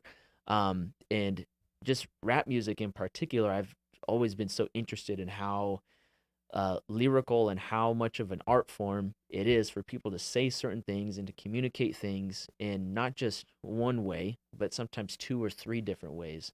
And when you really like are just driving, you know, in a commute or something, you really listen to what's being said, it'll blow your mind how many double meanings there are. It's just a really simple bar that may at face value just seem kind of like standard, you know, and you slow it down and you really recognize like, wow, that takes a lot of talent to understand how to communicate that effectively, to have that many double meanings. And you mentioned something to me one time where you said when you were learning how to like be a better speaker and communicator at these seminars that you did with Jesse, you would listen to preachers and you'd listen to rappers. And I think that's freaking awesome. Like learning how rappers communicate in these certain ways. Even what we said we're saying today about Lil Wayne and how almost everything he says has multiple meanings. And one song we were talking about, which came out when I was a freshman in high school, I listened to like a couple months ago, and I got a new meaning out of it. And it's just like a fun little Easter egg, I guess, when you're listening to music and enjoying that type of communication. Dude, no, absolutely. So even in the gym this morning, I think it was Biggie, Hypnotized. I've heard that song, possibly a million times, like at this point. And I heard something that I just simply never caught before. And I'm like, how the, like I sat, like I actually technically, I seriously can't remember what it was now, but I heard it and I was just like, fuck, did that just get added in? Like it was like this, like a director's cut of the song or whatever. Yeah. But so it's just, you're right. Like you can, you know, go back and listen to something and catch a different meaning. But dude, when I come in early enough to catch the tail end of the AM crew workout, you guys listen to some pretty hardcore stuff. Yes, sir. So what made you gravitate towards like some of the pretty hardcore West Coast gangster rap? Are you wearing the chain? I'm not. So that chain was fake, and it was literally like $10, and that's why I called it $10 sauce, because like I'm not gonna claim that it was a real chain. I don't have that kind of money, and it lasted way longer than I thought. I think it lasted 2 months before my wife said like, "What's up at the back of your neck?" And I was like, "Oh, time to retire this thing." But so growing up, I listened to like kind of like the more popular rappers at the time in 2008, 2009, 2010. So Lil Wayne, Eminem, a little bit of 50 Cent, and Drake was kind of coming onto the scene at that time. And back then he was way different than he is now, obviously. But those were kind of the rappers that I would listen to and kind of just enjoyed. And then once I got into high school, our wrestling coach was a decent hip hop head, and he was always putting on Biggie and Tupac, the Dog Pound. He'd put on some like East Coast stuff, but most of it was West Coast stuff. So that kind of just West Coast gangster rap in general always brings me back to that time in the wrestling room. And then as I got older, I found other artists and other rap groups from that era and that time that just their sound was just awesome. So, and now it's like kind of transitioning. Soli's put me onto a bunch of metal music that before I started working here, I probably would have never found or enjoyed, but you kind of build these associations with music and some like great experiences or some really empowering experiences. So you kind of go back to those songs or go back to those albums to experience those things again. Yeah, and Sick. part of the reason why I'd listen to some rap was just because they just take risks. You know, they say stuff that like I think that's what I admire about Lil Wayne the most. I mean, I know he's high as fuck, but I admire the fact that like he doesn't not afraid to say stuff that like doesn't even rhyme or make sense sometimes, but he still makes it work because it's the way that he like wears it. It's the way that he delivers it and he makes it work. So I always thought that was savage. I'm like, you can have people buy into anything if you say it with the right conviction and you believe in it. Yeah. Do you like Kendrick or are you like Andrew, who's a Kendrick hater? So I've See, been I'm watching this not debate from the necessarily a podcast. hater. I just don't think. Okay. I've been watching this debate from the background of the podcast Power Project universe getting for a long heated in time, here. and it doesn't make any sense. And I've sent Andrew so many freestyles and mixtapes and even like some ciphers from Kendrick that I don't understand. Like, I understand that you don't necessarily need to be like a super fan and on his nuts the whole time, but he is like pretty talented. He's one of the greatest ever for this generation. But I have no arguments with everything you just said because he is one of the greatest of this generation. agreed. You don't like him though. No, I'm just saying he's one of the greatest of this generation. Do you like A him? generation that thinks Drake is a great rapper. Oh yeah, that's Do you like him or Enough not? said. I don't think I've ever listened to one Kendrick Lamar song. dude. And I so how sent can we you 3 take- SoundCloud links, bro? How can Dude, we so take his okay, so opinion? I worded that incorrectly. So I've heard him obviously because I know his voice and stuff, and it's just like skip. Like it's just not for me. All right, since you like Kendrick, I got a question for you. Yeah. So Kendrick's supposed to drop an album this year, and you Oh, is listened- he? I didn't know. I think Okay, so. sick. That's what I saw online. So who knows? Yeah. They say that every year about every rapper that hasn't dropped an album yet. So, I'm but just thinking that song with ASAP Rocky is really good. it is good. Right? I love that song. That's a great we, song. We Hey, put that song in the gym and we ASAP Ferg is pretty cool. ASAP Ferg is nice. Joey Badass is pretty cool. Mm-hmm. So like I know some of these newer rappers are cool, but like I don't know. I don't know. Kendrick, I don't know. Did we just have silence for 30 minutes of the podcast? 30 seconds of the podcast? I thought I You heard couldn't hear something, anything? but it just...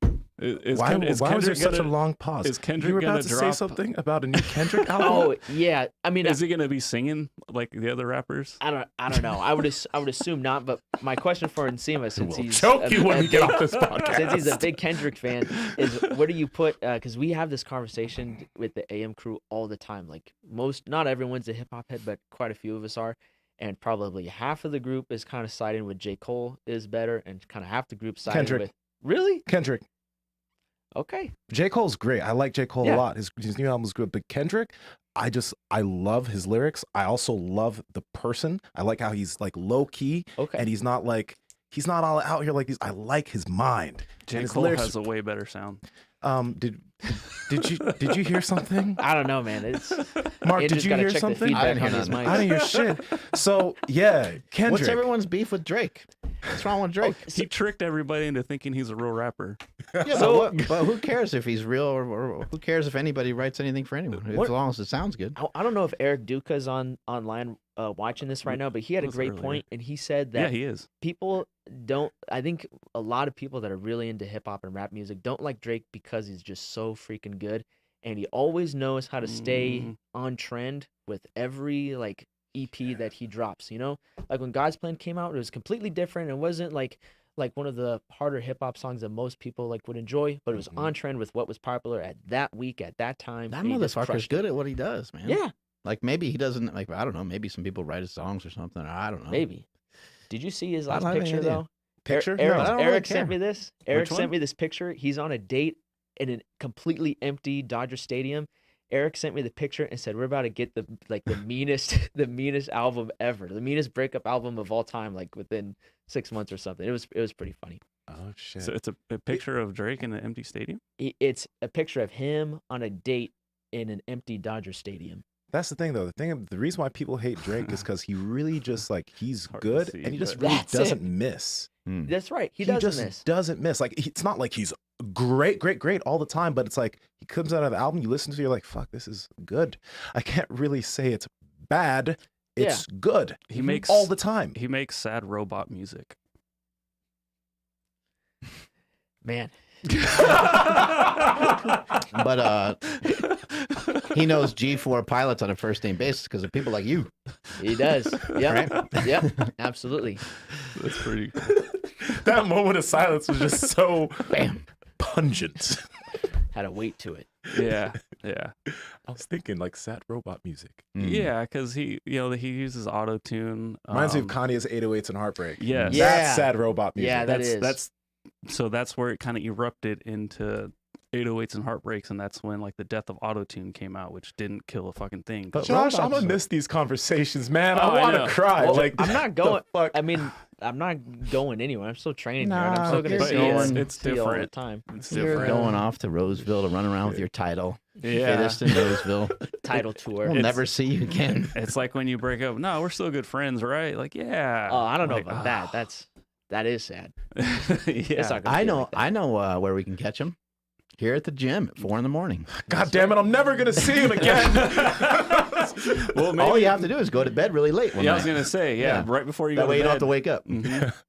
Yeah, no, that's what I was just saying in the live chat with Brian. We're just like, yeah, it sucks, but I know he'll be around.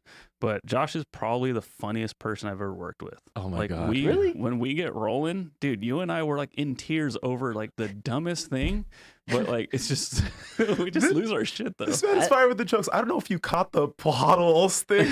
That's why after he said that, I was just down here on the mic because everyone that likes jujitsu, when he did that shit was just probably like, Dude. fucking laughing. Batman, GSP, and Jesus, like Right? come on. Like That's shit. right. This The is fire. trifecta. The hero trifecta. I like So that dope. Josh has a nerdy side to him, and Yeah. Mhm. he'll fucking giggle. You get him laughing, Yeah. and that's what makes shit funny. You start laughing with him, he starts laughing, and it's over with. Oh, Then you're both rolling. yeah, absolutely. So I'm ecstatic for you, but yeah, it does suck, but I'm happy for you. Well, thank you. I mean, Mhm. kind of like what I mentioned earlier in the opening of this podcast. This job has been, I mean, even more than just a job. Like everything that happened leading up to where I met Nsima and asked him, like, "Hey, do you know if they do internships?" And he said, "I don't know. Here's this guy's email. You just talk to him," or I forget how it worked out. And even from you just saying like, "Oh, we don't really do that here, but maybe we can figure something out," and everything that's happened since then, and how I've been Mhm. able to connect with you, Andrew, and establish, just like everyone in here in a way has been like an awesome mentor to me and has taught me so much. It's been, this has been an absolute honor and a privilege to be working here with all of you guys, and especially with you, Mark, and just to see what you've built and see the behind the scenes of the work it takes to build something like this, but to see that it's done. Like the work has been done, and this is the benefit or the byproduct of all of that work. Work has just begun, Josh Mm. Settlage. How long have you worked here for? I started April 20th. What's your first name again? No, okay. I started April 20th or April 18th when we did the Stan seminar. You, Jesse, and Stan. That was April of 2018, and I started as a free intern, and then I officially got hired with a W-2 Mhm. on July 3rd, 2018, and today's July 14th. So you 2021. went from making no money, right? Yep. And then I think you were making minimum wage. Mhm. Yep. And then, if you don't mind sharing, you don't have to say the actual number, but if you don't mind saying like what you started to increase from, because you went on a rapid pace of like, we gave you raises, I think, without you ever even coming to us mentioning anything. We're just like, we need to talk to this guy. We need to give him more money. And that happened like more than once. Yeah, it's and that's kind of what's been so cool about it is, talk about like the benefits of daily discipline is not worrying about. You told me this one time, like don't worry about the money; it'll all take care of itself in the end. Which at the time when I was in college and broke, I was thinking like, Mark, you're freaking crazy because I don't have any money right now, and I hardly have any gas to get home. So money does kind of matter at the moment, but it did all end up working out in the end, and it did start from going from making no money to making minimum wage to getting the first like one job that I've ever had. Up until I got hired here full time, I had always had 2 or 3 jobs all throughout high school, all throughout college. And so having just one job it's a huge testament of growth and one of the blessings of working here. And then seeing like I actually get to invest in a 401k. I didn't even know what that was. And your friend Matt came and kind of explained it to me. And my parents had talked to me about it a little bit, but when they talked to me about it, I was never in a position with a job to even invest in something like that. And so to be able to work here and grow in a way where someone can come in and have a conversation with like, hey, this is an investment you're making for the rest of your life. And if you do it right and you keep working hard and you keep doing all the same things you've been doing to get to this point, there's a really good chance that you can provide just, for lack of a better term, like a comfortable living for yourself. And you just keep stacking on that and taking one step further, you can create generational wealth for yourself, your kids, and your kids' kids, which has been really amazing to see you do. And so it's just been amazing just being able to experience that level of growth working here. I used to think that was cool. Now I have different thoughts on it because I'm just thinking like, no one's gonna fucking care. You know, like they got money from Grandpa Smelly or whatever, right? It's like down the line somewhere, someone's gonna be like, fuck it, like let's just sell this, or let's just. They just won't. At some point, you know what I mean? Like at some point, they just, like we mentioned earlier, it's like who's mainstream? Like God, Hitler, the fucking president, Trump, Charles Manson, Trump. Like people who've done really horrible shit, and right, True. Trump, right? Some people who people get annoyed with or whatever, right? Yeah. So it's hard to kind of like have like a legacy like cemented in any sort of way, whether you make money or not. That's true. It's been amazing having you here. You've been an amazing employee. Thanks for just always being real straightforward. Like we don't really see that as often as we would love to, because just having people that are straight shooters just come and say, hey, I don't know if I can do that, or I think I can do that, or I have a problem with this. You've always been just straight up with us, and it's been awesome to have you here. And it's great to see. I think I might have said this to you. I know I said it to Sully, where I was just like, one day one of you guys is gonna be like, I'm gonna move on to do something else, and after you move on to do something else, it wouldn't surprise me 4 or 5 years from now, I hear from somebody else like, oh my God, did you hear that they started this new thing, or they're doing something really awesome? And I would be like, yeah, of course, makes fucking sense. Guy works for it. So thank you so much. Thank you. It's been a huge pleasure and an honor. All right, you want to tell Andrew to take us on out of here, Andrew? There we go. Yes, sir. Thank you, everybody, for checking out. I know, I'm sad. For checking out today's episode. Thank you to Piedmontese for sponsoring today's episode. Links to them down in the description below, as well as the podcast show notes. And again, code Power Project for 25% off your order. Please make sure you're following the podcast at Mark Bell's Power Project on Instagram, at MB Power Project on TikTok and Twitter. And if everybody that was watching today's live stream, if you're not subscribed, please do so now and hit that bell notification. We would sincerely appreciate it. My Instagram and Twitter is at I am Andrew Z. Nsima, where are you at? At Nsima Inyang on Instagram and YouTube. At Nsima Inyang on TikTok and Twitter. SettleGate. That's right. That has been confusing because people look up like SettleGate, like from Jiu-Jitsu. They say like, hey, I heard you on Mark's mentioned something about you. How do you spell SettleGate? SettleGate Strength.